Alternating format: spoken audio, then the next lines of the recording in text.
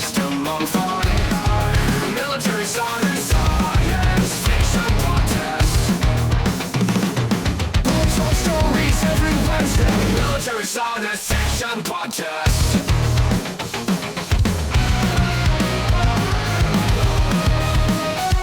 Discussion, interviews, reviews, and rants.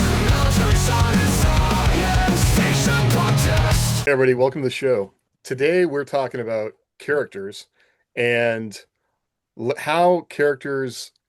how stories can be layered on top of characters. I know we're not going to get deep into symbolism and things like that people want to put into their stories, but that is certainly a layer that could be in there.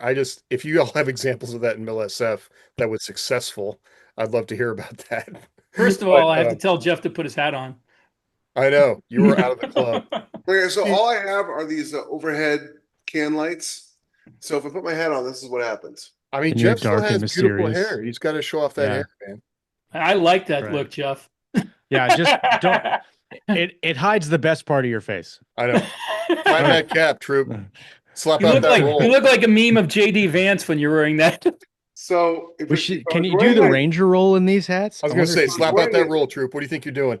If I was Yeah, if I let's was see. wearing it military correctly, right, 90-degree angle. There, There you go. got it.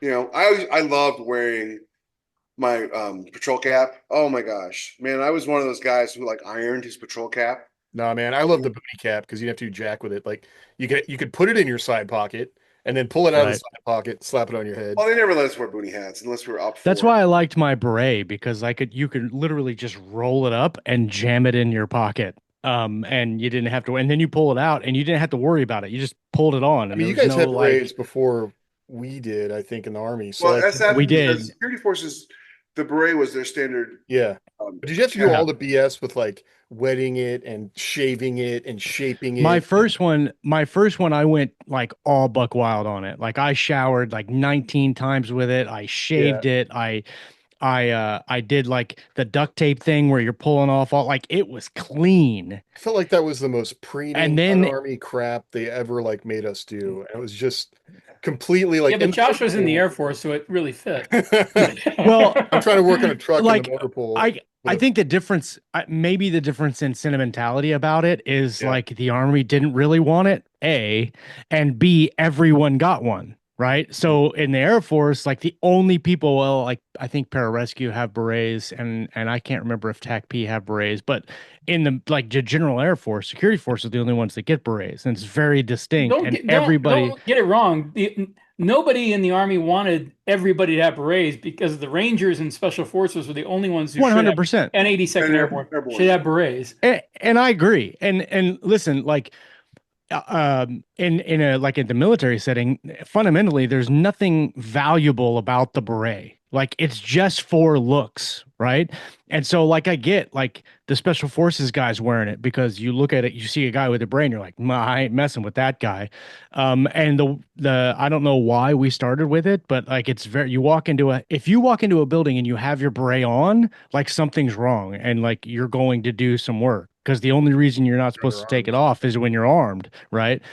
And so it's very distinct, and but it's a culture thing with security forces, the beret and all of that. That really is very close at hand and at heart to security forces. So it's very special. So everybody was showering with it. I mean, you'd just like you Everybody pull it was off, you showering get out of the together. shower.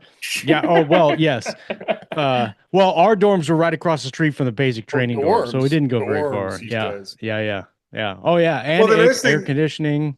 The all that patrol good stuff. cap actually had like purpose, like it served a purpose because a lot of Right. times when you're on post, you're out in the motor pool or whatever, you're working, and the patrol cap kept the sun out of your eyes. You know, Right. For sure. For Yeah, sure. I never wore a beret, but I imagine it didn't do jack crap. I do know why Yeah. I do know why the idiot selected the beret. It's the same reason he selected the digicams because he thought they looked cool. Yeah. It had nothing to do with any. They spent $10 million on a study for camouflage to determine the best camouflage that Yeah. they could wear. And the guy was like, "I don't like any of these. We're just going to go with this one." The Because only I- bad thing about berets, in my opinion, is that unlike the patrol cap, which 9 times out of 10 doesn't look great, right? Like you could do the ranger roll and all of that, or iron it, right? But if you're just putting it on, like it's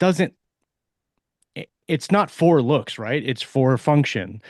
And for the beret, because it's for looks, if you get someone who doesn't do anything with it, and it looks like an Iraqi or a Pakistani or This is like big. the Like, I other had some- services that don't do anything with it, they just pull it and pull it to the side, and it sticks out like this, and it's all poofy, and then it looks horrible. And so, and you have a lot of, even in the security force, you had a lot of guys that didn't really care about it, and so they just put it on, and you're like, did you even do anything to it, or did you just pull it out of the bag and put it on your I had head? a soldier that Bro, do chaptered you out. even SF?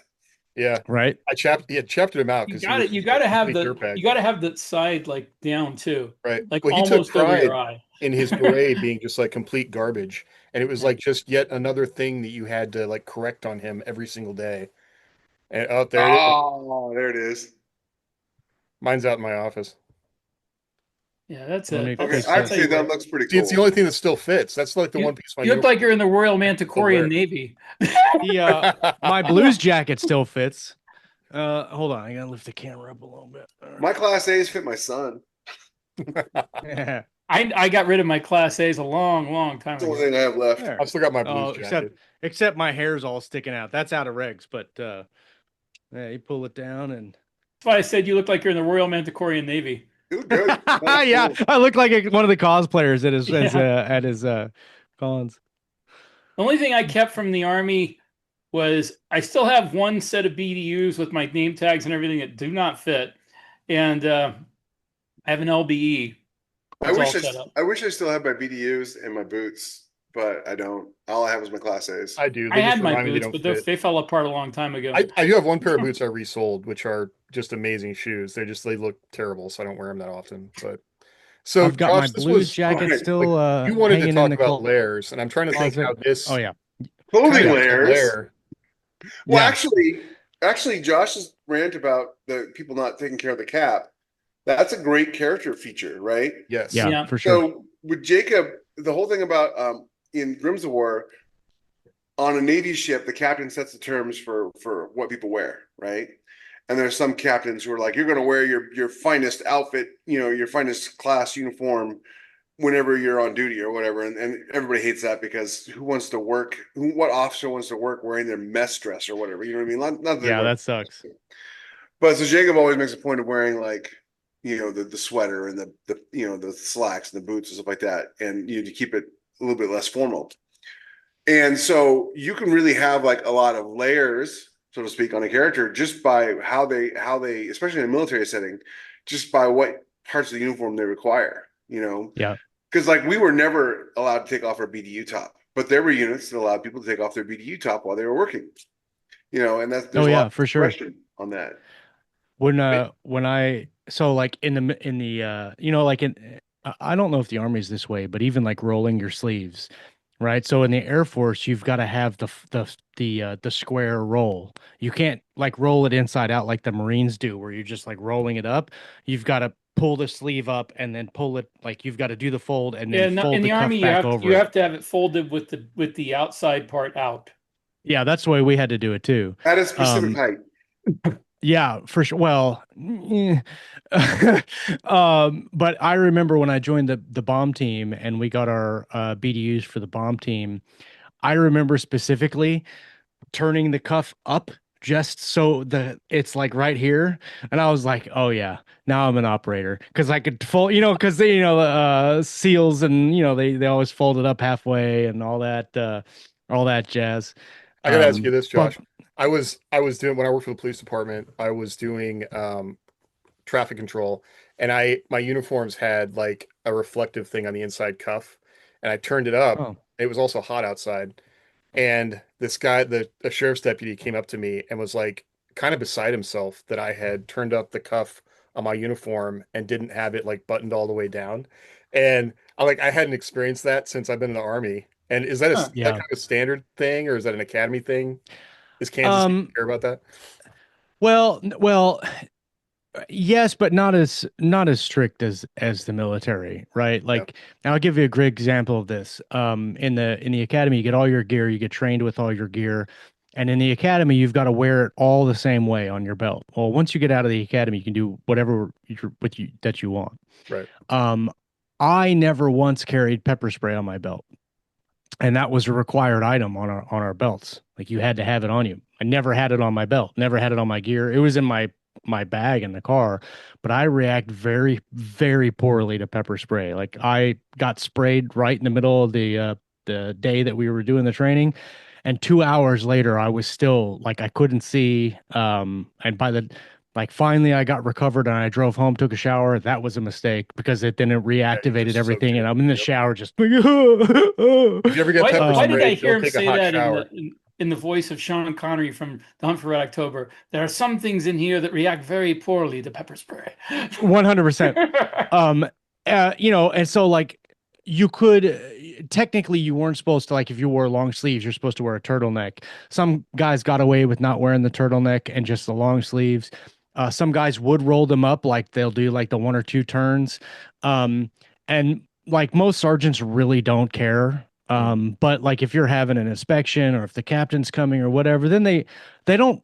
I don't remember ever doing like a mount type inspection where they're doing ranks and looking at your gear and stuff like that.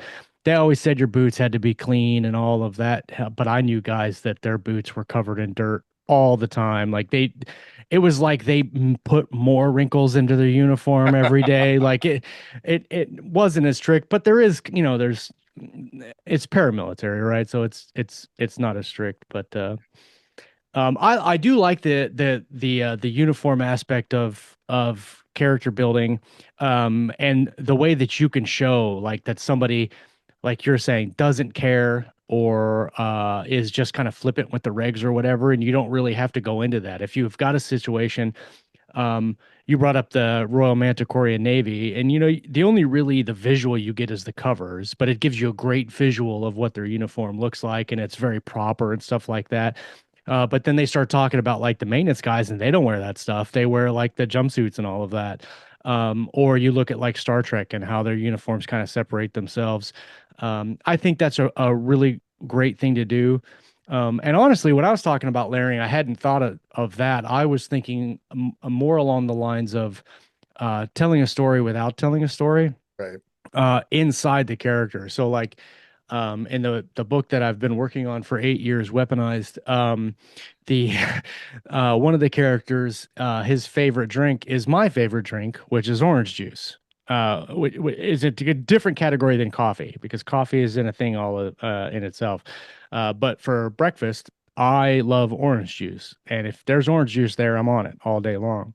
And so one of the things I did with this character is I made him almost everywhere he goes, he's looking for orange juice and he can't get it. And He's looking for orange juice in all the wrong places. Does that Yeah. represent some like longing inside his character that you're trying to express? No, not at all. No, it's just like it's showing, in my opinion anyway, it's showing like another side of him. Like because this character is the spy, he's kind of an assassin, he's a bounty hunter, that kind of thing, and so he does all these things. But on the other side of the spectrum, he's just like, can I just please have some orange juice? And there's a scene in the book where, and if you can hear my dogs barking, I'm sorry, they're I going cannot. crazy. Okay.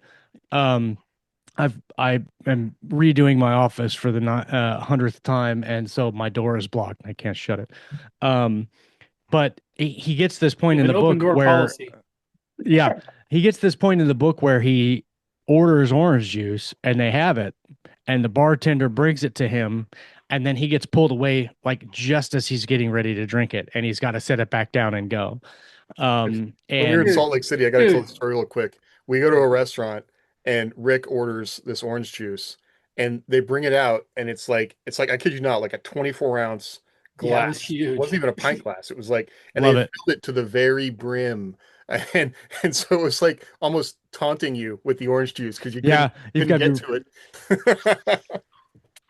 it. the orange juice that I hate is the stuff that they bring at you at Spangle. I don't know if you guys have Spangles. It's more of a Kansas thing, but it's like a frozen orange juice almost. Yeah. So like a frozen orange juice slushy. Absolutely hate it. When I and sometimes I forget what. when I go there. Oh, don't I no, don't no. That's poor kid Hey, orange. for years of Yeah. my life, Josh, the only way I could get orange juice was to buy those little frozen containers and plop it into a thing with water and stir it around. I did that a couple Yeah, of you years were a ago rich kid, because man. like I never got orange juice. That's expensive kid food. oh No, well we like were so poor, I dude. used to get it You I get those used to get it frozen in a things for half cheap. gallon and oh yeah, they're like $2 like for Less. a They're can like when I was first married, they were like $1.40 a can. for sure. Oh yeah, I've used those because the price of orange juice is just Yeah. crazy, like $7 for a gallon or something. Um, and really quickly, another thing I like to look at when doing characters and layering different things is um knowing where I want to take them and then backtracking in the story to put them back somewhere where they're not. You know, you always talk about like an arc for your character, and sometimes it's a big arc and sometimes they're smaller arcs.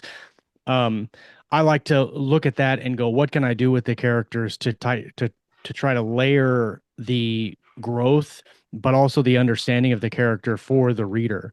And you know, instead of giving like 3 pages of exposition about like, oh, he went to college here and he did this here, I just I seed that through the book, and I look for conversations to try to do that. And I find that really, I love doing that kind of work in the book. It takes a little bit of time and effort, but if you can work those things in, So when you that think of layering, kind you're of, thinking of adding depth to a character and things that yeah, kind of beyond the kind of the trope and the stereotype, and adding more yeah, detail and richness and depth. Okay. Yeah, that yeah, but because the tropes and the stereotypes, those are readily available, like not readily available, but readily seen, like they're obvious, right? And sometimes those are necessary. But sometimes you can do cool things with the tropes by layering other things onto them. So it's the character is not there just for the stereotype. And they have other things that are layered in, and so they're not just that, and that is not, you know, just what they are. mhm. I love how some of those things sometimes become more apparent as you get to know the character too. And so you can Yeah. go kind of go back and add some of that stuff as you like, oh yeah, this is a thing that person would like, or this definitely would have made sense in their background that this is why they do what they do.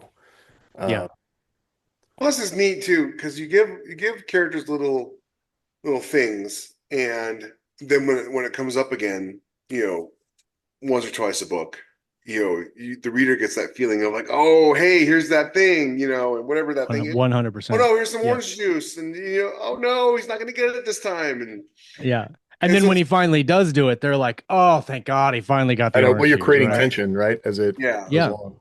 and Yeah. it just it's there's lots of little character work you can do. I was having a conversation with my nephew today about like he was asking me what the baseline is for a good book. And I'm Mm. like, the baseline is it's competently written in the sense that like the words are spelled right and the sentences make sense. And that the story is somewhat Tell enjoyable. Cormac McCarthy that the words have to be spelled right. The baseline is not how you write a great book. The baseline is just the bare minimum. It's like a car, right? Mhm. It's got doors and wheels and it turns and the engine starts, it's kind of the bare minimum to be a car. But how you make something great, how you take it from good to great is all about the character work. It is nothing. 100%. Story's not important. The genre is not important. The setting's not important. It's all about the characters. It's how can you make people love these characters so much that at the end of the book, they're desperate to read more about that character. And that's really where all these like little tricks about, orange juice and tea or whatever, it all comes into play. You're building this like mental picture of a character in someone's head, and you have to skirt this line between giving little tiny pieces of information that intrigue people and then letting them expand upon it. It's why you'll never know why Jacob doesn't drink alcohol, Mm. or why Jennings has to be the best. I'm never going to explain those things because once you explain them, you remove elements of character. And also, we don't go around telling people why we do the things we do. You Yeah. know, we think one thing, we say another, and we do a third. We don't Right. we don't have like this clarity of thought to mouth to action that people seem to want to write for some reason in movies and TV shows and books. Nobody behaves that way. And so you have to create characters that are both people, but also stereotypes that we like, that we want to see more of, but in a way that allows people to really just like, oh, I love this character. I have to see more of them. I want to read more of them. You know, Well, and some of the best twists, like, because I'm kind of a heavy plotter, and so I usually do a lot of work. My favorite line to my friend Scott when I'm talking about my 18th rewrite of this stuff is I'm trying to make this complex but not complicated, because I like having complex plots. And I think the sometimes writers get too kind of hung up on the plot and how intricate and interesting the plot is, and then all of the characters become kind of cardboard cutouts, and they That kind of serve a just plot. become that. Yeah, they just kind of are there doing the thing, and it might be interesting, but they are not interesting. And one of the when you were talking about Jacob and the character, and sometimes the revelations about character or the twists in a character are, for me, more interesting than a twist in the book. And like a great example of this is Saving Private Ryan, where the running gag for like the first, whatever, say 40, 50, 60, it's a long movie. So the first 9 hours of the movie is they're running a bet on what the captain does back home, and he doesn't talk about it. And then the revolution doesn't come in like a very sneaky way, but it comes in a very special way because he's kind of motivating and he's giving this purpose. And the thing that he does, the teacher, is very antithetical to what he does as a captain in, leading his troops. And it just gives you a different, you look at the character differently then. And I love those type of things where you can have a character doing a thing, but then something else about his life, something else about him specifically will change how you view him. And he's not just a murderer or a soldier or something like that. James. I actually, on that note, like just thinking about the trope of teachers becoming soldiers and leaders, like I know definitely in Starship Troopers, I'm trying to think of some other things, but that is something I enjoy when you see that transition. But what I was thinking about when we were talking about some of these details, and especially in science fiction and probably MILSF, like we kind of have a lot of these little tools we can use to make the story more relatable through military experience, but in SF, like one of the things we've talked about is trying to imagine what humans will really be like 1,000 years from now is pretty tough. But one of the things I think we probably could agree on is that as long as oranges still exist, people are going to want to drink orange juice, and humans have been Right. drinking Well, tea for, Josh is anyway. you know, I know, Yeah, me. 1,000 years. And I could fully see somebody like making it their life's work to grow orange trees on some, asteroid under a bubble. Um, but Yeah. those kind of things that are human, like they make the characters much more relatable. And you might have somebody Yeah. that's a brain in a jar, but they still want to experience the deliciousness of frosty orange juice. And we weren't paid to say that by the Orange Lobby. But that's the kind of thing. I think if you can think about details like that, because then you can match up. We talk about a story that is just too weird, but you can have weirdness as long as you sort of layer in things people relate to, so friendship, struggle in that way. We talked about relationships, and then the technology could be really out there, but it still has some relatable details. Like you still have to hold the thing, and it still has a safety, and it still has a functions check, and those are things that people understand and relate to, and the character interacting with that stuff is part of that layering to make the whole story more realistic, for me. Um, Well, because it grounds them and people yes. can Yeah. understand things like that. And even if they don't know specifically what it is that they're talking about or what it is that they enjoy, they understand fundamentally that they enjoy things and that people enjoy things. And so they can like relate to that. Mhm. I had a thought while you were talking about character, a character layer, kind of like the school teacher bit in Saving Private Ryan, but this relates to Captain Picard in Star Trek. And I think this aspect of his character, if they would have done it a different way, would have been so much more impactful to your view of Captain Picard. especially if they had done it after the best of both worlds, which is you guys know it's the pinnacle Borg encounter where he becomes Locutus and all of that. And throughout the entire series, really, we get glimpses and kind of mentions that Picard is from France and his family owns a vineyard, and that's, what he likes doing. How impactful would it have been if you're following this just no nonsense captain and he's going against the rules and he's not afraid of engaging and like leading his people and being stern when he needs to and all of that. But then after he becomes Locutus and does all these horrible things and then comes back, then we find out that he's I don't know what they call those people, a vineyardist. I don't know what they call a winerer. I know, a whiner. Like A whiner. a whiner to show you like that bit of his humanity, like like he likes to grow grapes. I and think make it would have been a wine. really better character development point for Picard if they'd explained why this guy from a French vineyard speaks with an English accent. Because they've eradicated the French culture. No, that's Yeah, Right. I should throw that Yeah. in. Since the French eradication of 2164. I know. Now, man, Right, if anybody exists right. in the future, it's going to be the stubborn French. Like they'll do something somewhere and curse you. 100%. Yeah.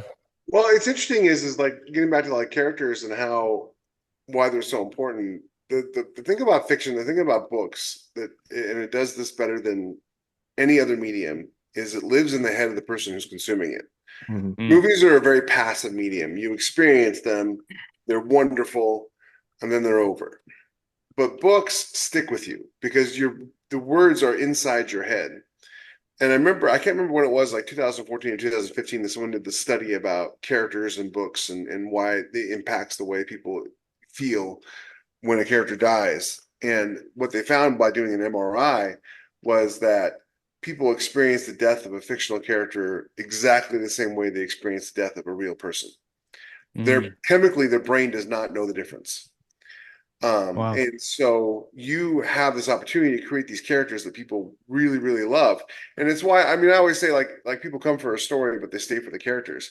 Nobody remembers the plot of your book once they're done reading it. They just remember the characters and the story, which is how the characters deal with the plot. They just deal with everything about the characters they remember, but all the other stuff, I mean, some of them might remember, but the vast majority of readers aren't going to remember the plot details of every single book.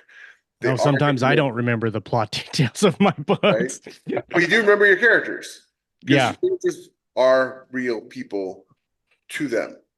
For sure. And that's your strength. And you don't want to shy away from that. You want to double down on it. You don't want to like, oh, but my plots are really, really great. That's terrific. I'm glad your plots are really great. Plots aren't going to sell your next book. Wanting to see what happens to Terry after his wife left him and his children were killed in a flood, that's what people are going to come back for, not the flood. Oh, the flood was really cool. It said no one ever. I actually have a really good example of the specific thing that you're talking about, and it just happened to me 2 days ago.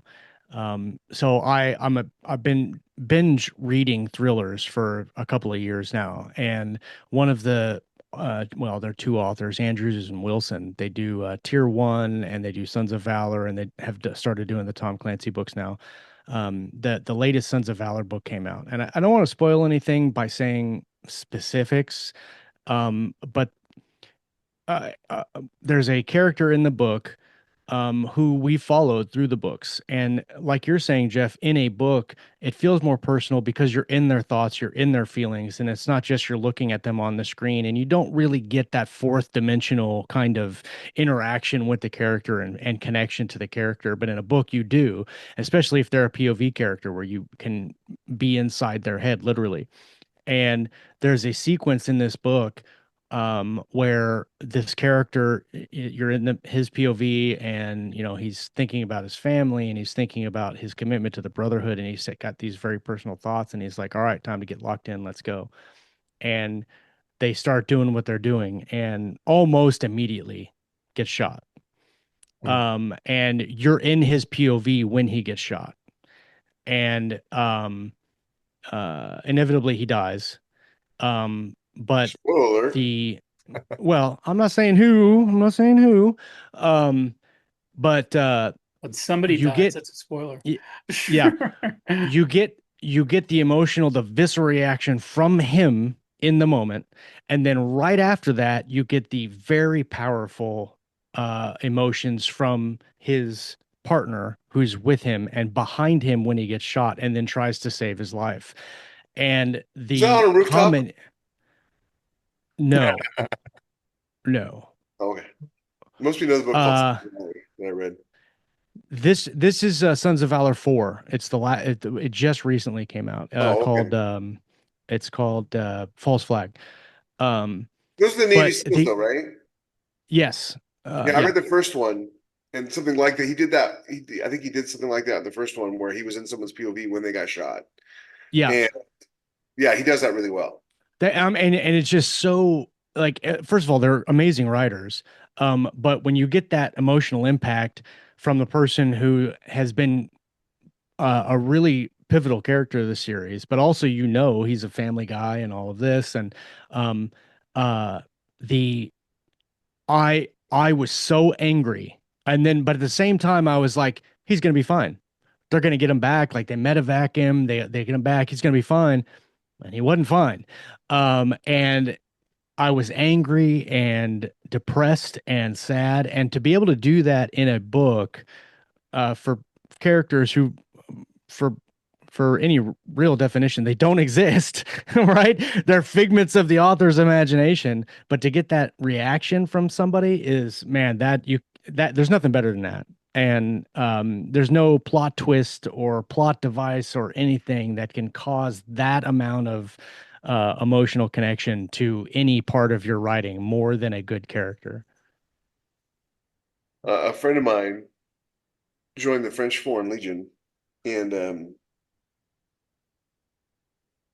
yeah, he was killed in North Africa, and it was kind of the same deal where it was like he got hit, and they medevaced him in Germany, and we were talking, and he was fine, and you know, and then the next day I got an email from his sister saying he passed away during the night, and obviously the dude who wrote the book must have gone through something similar because that's a really real, thing that happens. We always think of like, oh, they'll get a medic and they'll be fine, and but they're not.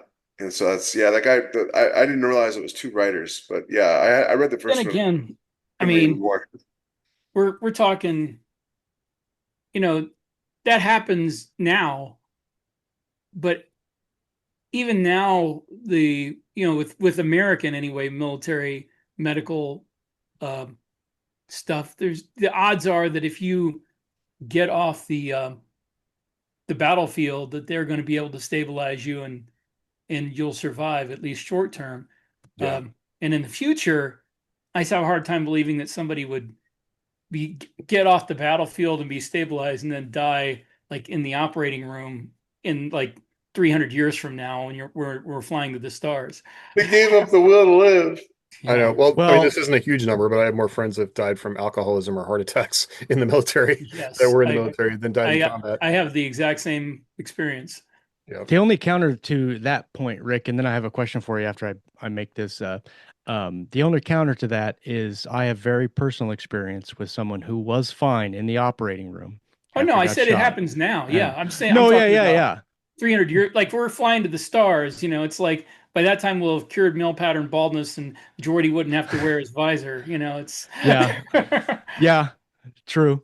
I am curious though, Rick. I think out of the four of us, you've written more books than probably all four, Maybe. the rest of three of us combined. And so in terms of plot, you've got to do a lot of work to come up with something new every time. But every book has got any number of characters, and like we're talking about now, the characters are the pinnacle of or the key points of those books. So, like, what's your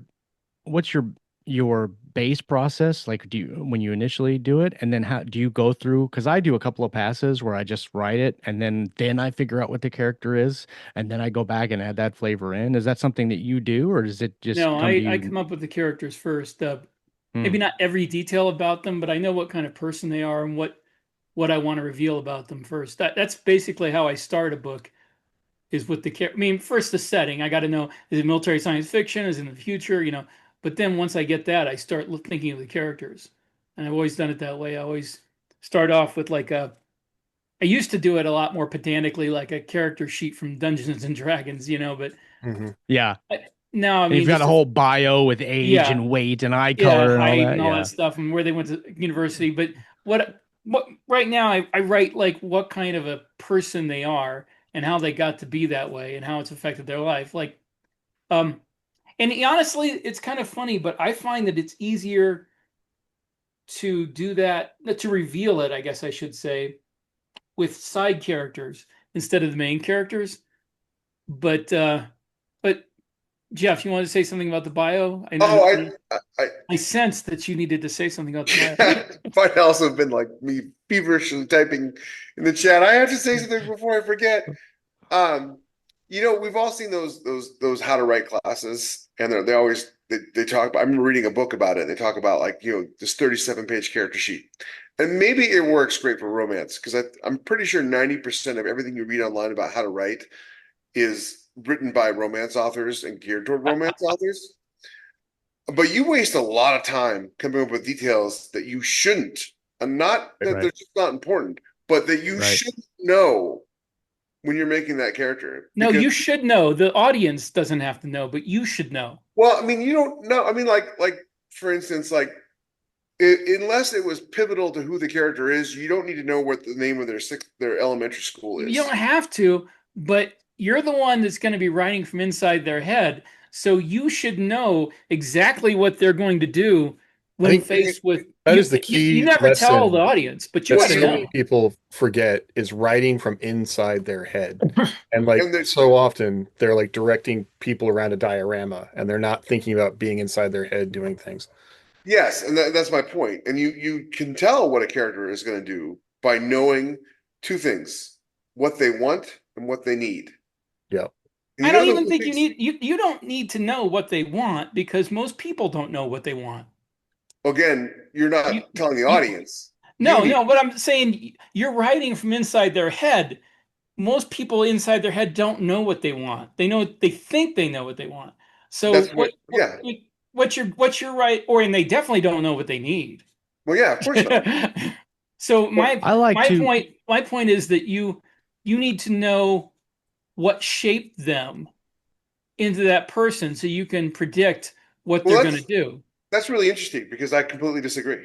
Yeah. Because Um, what shaped you in the past, 20 years ago, and who you are now, you might as well be completely different people. no, you are a You completely are different completely person, but 100% you driven, but it even because psychology wise, you just were driven by because your wants and yeah, needs. Jeff, if you're making a sculpture and you chip something away at the bottom, and then, you know, a month later when you finish it, there's no trace of any of that stuff. But that's still that was there. It had to be shaved away. And it at some point in your life, that part of your personality was there, and it helped to shape what you are now. Even if you're What? different now, it Yeah, still helped to shape absolutely. you. That's true. But my actions are driven by what I want and what I need. I don't agree with that at all because most people have no idea what they need. It I doesn't think people matter Well, have if an I think they in idea. know what terms. they need. I think in It's what they terms of think they need. story, I see both of your sides, and I agree with both of you because a lot of people don't know what they actually want, or even maybe they do but won't admit it, or something like that. But in terms of story, as an author, it is good to know things about your character from the base level, like they had something traumatic happen to them, and that pushed them here. Well, I For me, think when I do it, that's one of the big things about revealing a character and character growth and a growth arc yeah. is having them figure out what they want or what they need. You Yeah, know? no, and I get that like through the course of that is one aspect of it, but the other aspect, like Jeff is saying, is or like you're saying, Rick, is knowing something about their past that pushed them somewhere else. Having that knowledge is good. But like when we're talking about like just basic information about them, like doing a bio and all of that, I don't do that ahead of time because Jeff's right. You waste a lot of time doing that. Like how many times you write like 15 ship classes that you need and how many weapons and crew and all of that, Yeah, and then you don't ever use any of that. I don't agree it's a waste of time because what you're doing is you're building a universe inside your head so that when the Yeah. time comes that you have to give other details and other, you know, atmosphere about that universe. Maybe those details you wrote down you'll never use and they're irrelevant, but they help you give an atmosphere to the universe you're building. I think it's very important. You write down useless details about their life and you'll never use them in the book. Maybe you'll never even refer to any of that, but it helps you to build an era around them. So, like, there's a character, one of the first books I wrote, the main character, there's like a detail about him that's not really talked about much, but I did mention that he prefers to read like printed books, even though this is like 200 years from now, and most people don't read at all, but he likes to read printed books. And to me, that speaks like unspoken volumes about what kind of a character he is. He's like he's a throwback. He's very I don't want, not conservative politically, but conservative as a character. He doesn't like change. Probably meticulous and caring for them and searches them out. And, yeah. But I was saying I like what I was saying before about it's easier with side characters because you can reveal things about them that are unexpected.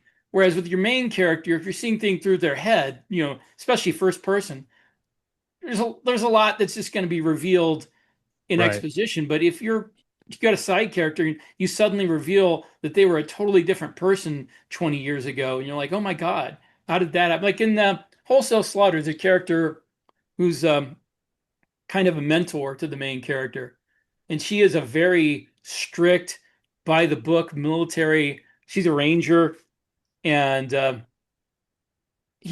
everybody respects her and fears her.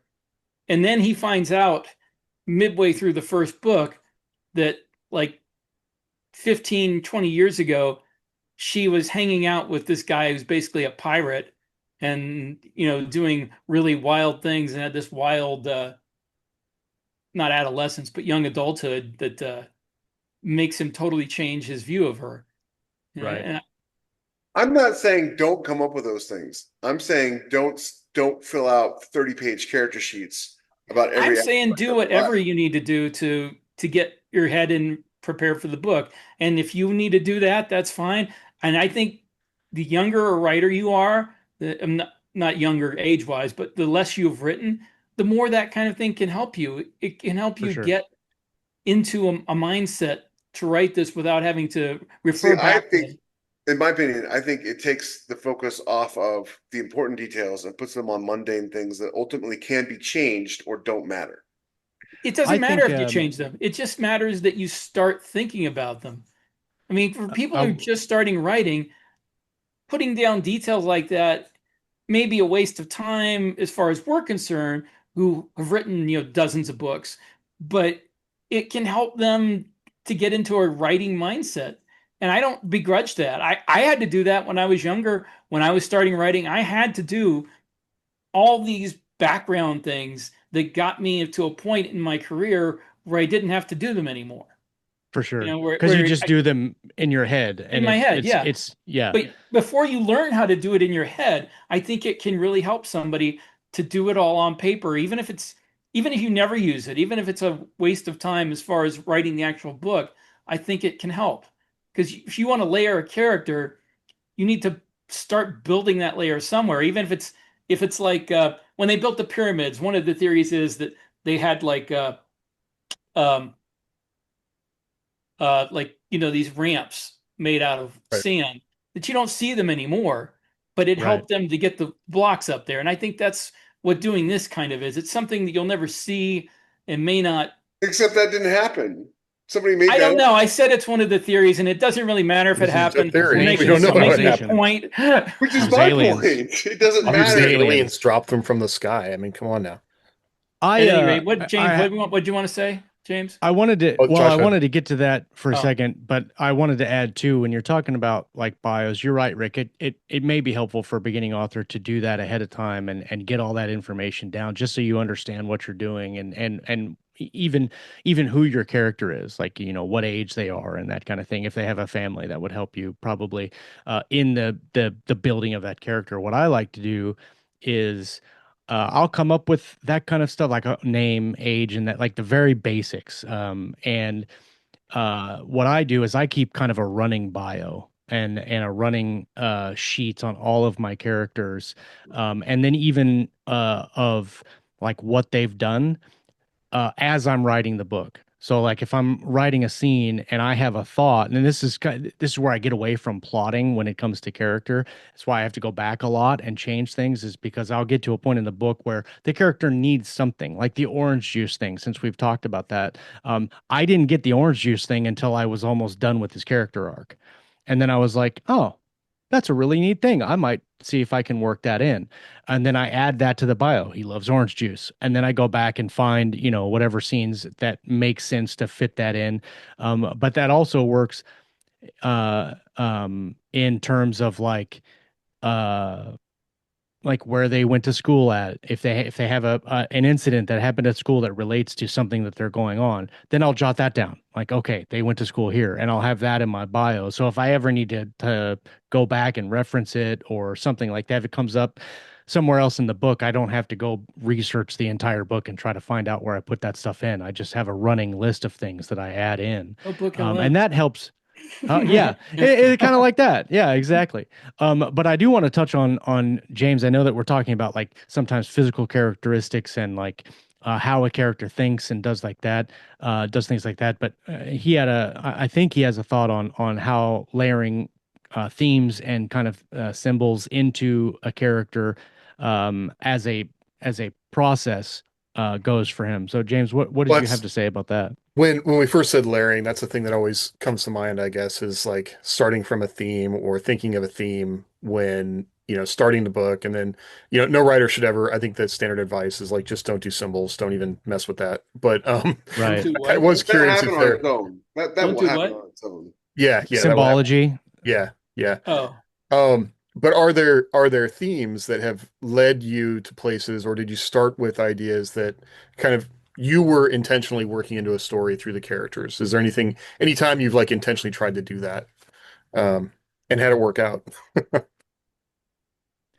You mean Um, like did have a what for the character who characters? I couldn't think like Well, have a like have a have a theme. have Like, a okay, so I want to write a story about the power of redemption in a character. I want to write a story about the power of, like, you think about themes, like maybe the anecdote at the end of the story that you want people to come away from when they've right. And that summer we learned. right, right. I mean, and you yeah. don't say it explicitly, but that's often, that's a thing that you're expressing through the story. Well, I mean, I every don't know story that I've ever. Sorry, no, Jeff, go ahead. I was gonna say every story has a theme, whether you realize it or not when you're Right. writing it, it's gonna have a theme because Yeah, that's just sort of how we tell stories as humans. Is like I'm telling a story, and you'd be like, "Oh," and I used to think this. I used to think like, I'm not gonna put a theme in my story. That's pretentious BS." And then I wrote book after book after book after book, and realized that, oh, hey, all my books are about friendship. That's a theme, friendship is magic. right. Yeah. It's magic. And so you're gonna have a theme in your story. The The place magic is heresy. the place you need to get to, that's actually a really cool reverse theme there. Friendship is magic and magic is heresy. Yeah. I gotta write that book now. So the place you need to get to isn't where like I'm gonna have this theme. It's understanding what you want to write about, what you want, and writing it in a way that other people will enjoy it without like hitting them over the head with it. Because I my books didn't end with a recap of like, and I learned to rely on my friends. The books were just about friendship. And if you read it and you had friends or you wanted friends, or if you ever didn't have friends and needed them, you would get that feeling. I'm talking about my superhero books, not about Grimm's War, because Grimm's War is about something else. So it's like those themes are going to happen no matter what, because you subconsciously have things in your life that you're going to put into your stories. One of my favorite scenes of any show ever about this subject was from a show that I didn't really watch. I just watched this. I saw the scene on YouTube and I watched it. It was great. And it was the new Westworld show. And the guy, some director of the park, was talking about how like he was going to take the people who go into this part of the park, and he's going to take them on a journey of self-discovery and cannibalism and blah blah blah and all this other stuff. And he's just like all these horrible things. And he turns to Anthony Hopkins, who's the park director, and he says, "What do you think?" And here Anthony Hopkins says, I think your story says more about you than it does the people who are participating in it. 100%. You know, because we can't help but put ourselves in the stories that we write. You can't help it. It's going to happen. So if And I you read think a for the book, most part with themes, if you set out with a theme in mind, it more often than not turns into like you preaching that theme instead of having it be something that's discovered through the characters or even the book itself. And I think I've only done it twice where I set out with a theme in mind, and only one of those books got published, but it was Striker's War, and that theme was just brotherhood, right? Like, what is the impact of brotherhood on someone's life, and how does that impact how they do things? And it that I think that theme in and of itself is not something that necessarily needs preaching. It just needs shown, right? And you don't have to be overly like uh conscious about it. Like you don't have to say this is it. Like people will read it and you go, shouldn't "Oh though. I mean, yeah, like no matter what theme it right, is, like if you have to right, tell people what it is, you've done it wrong. And that's why sure, a lot of these more modern themes, like men should be allowed to use the women's bathroom, don't work because they're not universal themes. They're not themes that if you have to tell people what your theme is, you have not successfully written your, right, you know, they I should feel be I thinking feel like crazy. if you have to think about your theme when you're writing the book, that you're overselling it. That you should the yeah, theme should be the theme should be inside your head, just like all those details. That theme should be like something in the background, not hmm. not something in the foreground. You I should mean, never, The you only should never be a you may theme that not you even you say. may and Jeff is right, you may not even realize you're writing a book with a theme, Yeah. but right, everybody's book has a theme that it becomes obvious in retro. Like a lot of my books, the theme is family. The theme is mm, building a family. All about family. Yeah. Well, it's either about building a family or rediscovering your family or losing your family. It's all about, you know, the support you get from a family, whether it's your biological or found family, and how you